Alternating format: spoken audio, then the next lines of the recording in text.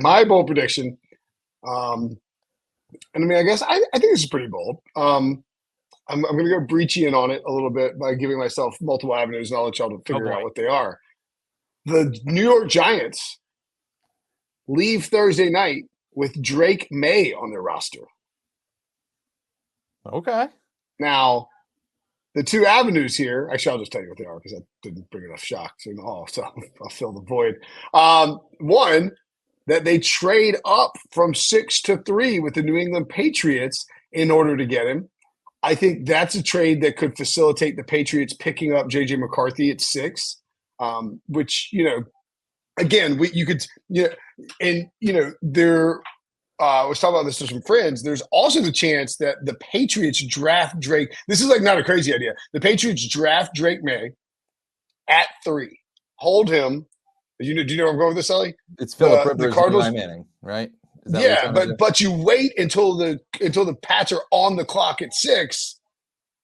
Or excuse me, before the Giants are on the clock at 6, before you actually agree, finalize the deal.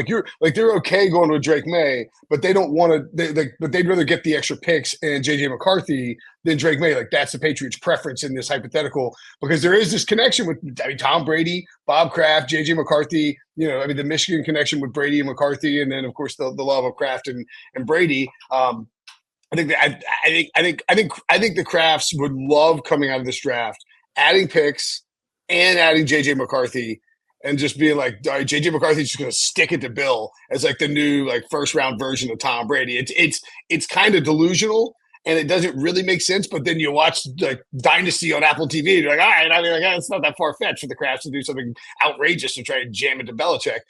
The other possibility, I think, that's not that wild, is the Pats just draft JJ McCarthy at 3, and Drake Maye falls to 6. Where the Giants get him, or the Giants call the Cardinals and say, hey, we'd like to trade to 4. They make that trade. I think the Cardinals will be willing to do that because they can say, all right, we're getting this. Maybe you're getting a future first. I don't know if you're getting that much for a 6-4 swap. If Drake Maye is sitting there, you're going to get a hefty chunk of change from the Giants. And then you flip down to 6, and you're getting either Marvin Harrison Jr. or Malik Neighbors. So one of these convoluted ways the Giants figure out how to get Drake Maye on their roster heading out of Thursday night's draft. Yeah, I give it a B+. I mean, again, it's a little convoluted, but again, the draft is convoluted, and all these crazy things happen all the time. I mean, just brought it up. It's a scenario where the Chargers drafted Eli Manning, and then New York was able to get their quarterback, and they were able to flip them later on. So yeah, no, you can totally see something along those lines happening. My question is, and by the way, you brought up the Michigan Robert Kraft thing. I thought I said it on here. I think I actually said it on a conference call, offline with everybody. That if the Patriots draft JJ McCarthy, Robert Kraft is going to have a line that says, we do have luck drafting Michigan quarterbacks after all. Michigan men. You just know that that's going to happen. It's going to be some sort of tagline somewhere, and that's driving me semi. Bring back Brady for McCarthy's press conference, or some, Yeah, it's that would be absolutely remarkable. But I do think the Brady factor is real, because I do think there was even reporting around it that there was a little bit of maybe, I don't know if it's rooting for it or full on trying to convince Robert Kraft, but I think Brady, there is a connection there with JJ McCarthy in some capacity, not just outside of them being Michigan guys. So it could happen. I would personally, someone up here, I'd rather Drake Maye, but we'll see what happens. Well, and just worth noting too, I don't know, you can kind of watch JJ McCarthy and the way he played at Michigan and sort of envision early career Tom Brady, a guy who just finds a way to win every step of the way, is kind of a game manager, it has that theoretical upside, all those things.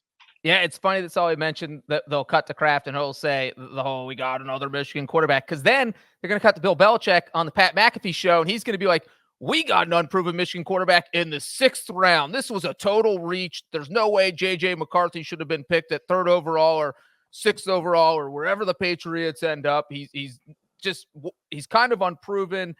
Yes, he has that mentality, that go out and win mentality, but this is not a guy who should have been taken 3rd overall. So that will be the flip side of that, is that you can compare him. I don't think Belichick will bash. I don't think he'll bash I think he'll be overly complimentary of whatever the Patriots do on purpose, because that wasn't he's seen how this whole thing is.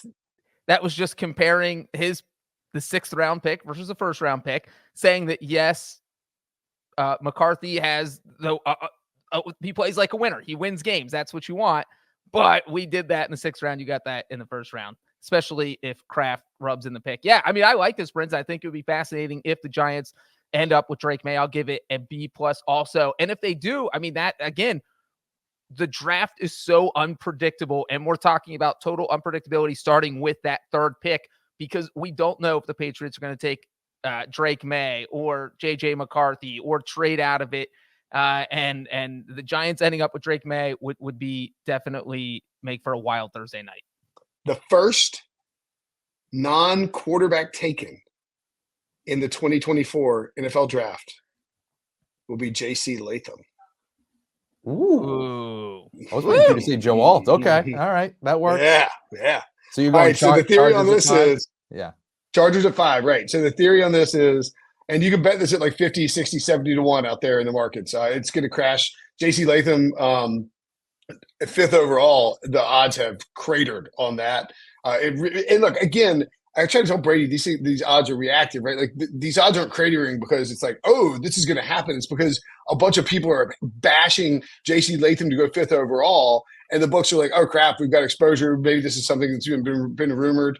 I think Daniel Jeremiah has mentioned that he is close to penciling in J.C. Latham to the Chargers at 5. DJ is one of the better draft guys out there. Also, the radio voice of the Chargers.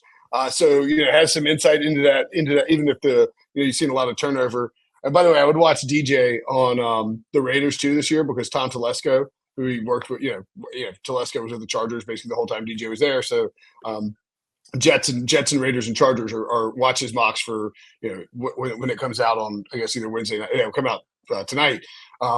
Worth keeping an eye on for betting purposes. But in this instance, you get the 3 quarterbacks come off the board, or you could have a situation where it's like JJ McCarthy goes 3, and then the Giants trade, as we mentioned before, the Giants trade with the Cardinals swap forward 6 to come get Drake Maye, or the Vikings are like, look, we'll give you a 2025 first as well to come up to from 11. We'll give you 11, 23 and a 2025 first to come up to, and then like a second or something like that to come up to 4 to get the quarterback that they want. And if that's the case, then I think the Cardinals will be willing to move down, and you could see 4 quarterbacks followed by and the logic on J.C. Latham versus Joe Alt is that Joe Alt played entirely left tackle. You have Rashawn Slater, who's not going to move over to the right side. Was an all-pros rookie year on the left side of the offensive line. And you have Latham, who would be a perfect Jim Harbaugh run first, nasty road grading right tackle you plug in right away, and it would fit what Harbaugh's been talking about this offseason. So I think that's a pretty good bet. If you can find him at 5 to 1 or him drafted by the Chargers, that's an even better bet if you got decent odds too, of course. I love that. I give that an A. It would completely shake up most mock drafts, because again, Joe Alt's probably the first offensive lineman on the board, and it feels like, I don't know, 98% of them going to Tennessee. So yeah, if you're telling me that they forego a wide receiver at that spot, especially if you're saying like all of these quarterbacks go in the top 5 or top 4, they could get Malik Neighbors or whoever, that would be pretty remarkable if they come out in the pick says J.C. Latham. Yeah, and it's realistic if you think about the Cardinals maybe trading out of 4, getting and somebody taking a quarterback there. Then it's like, okay, now 5's wide open, and the Chargers, obviously, as Brinson talking about, what an offensive lineman wouldn't be crazy. And since Slater's there, well, at that point, you wouldn't really be able to trade out of 5 either, because I don't know that anybody's. You get 4 quarterbacks off the board. I don't know anybody's flying up to 5 for Marvin Harrison Jr. or Malik Neighbors at the price you want to get in return, And if you're the Chargers and you do take Latham overall, as Brinson said, you don't need a left tackle. So it would be, I mean, granted, maybe you kick one of them to right tackle. I'm not sure, but Latham can play right tackle and will most likely play right tackle. But also you could kick him inside the guard if you wanted to do that during his rookie year, and would probably give you a few more options than Alt would. So yeah, Brinson, this is a little crazy, and I'm going to give you an A-. Thank you. I appreciate that.